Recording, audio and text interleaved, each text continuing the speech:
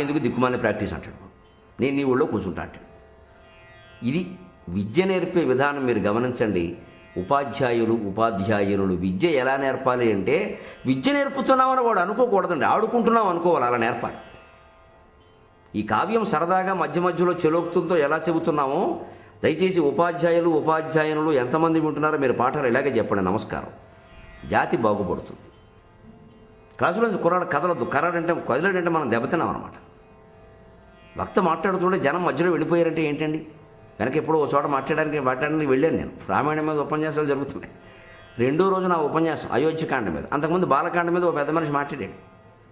రెండో రోజు వెళ్ళాక నేను అడిగా, ఊరికే ప్రేక్షకుల్లో కొంతమంది ఎవరో ఉంటే, ఏమంటే నిన్న ఉపన్యాసం ఎలా ఉందన్న ఆయనండి, జనాన్ని కదిలించారండి అన్నాడు. అంటే ఏదో చాలా బ్రహ్మాండంగా జరిగిందేమో, జనాన్ని కదిలించేసేట్టు ఏకంగా అనుకున్నాను. లేదు, ఒక్కడు లేడు ఆయన ఉపన్యాసం ప్రారంభించాక.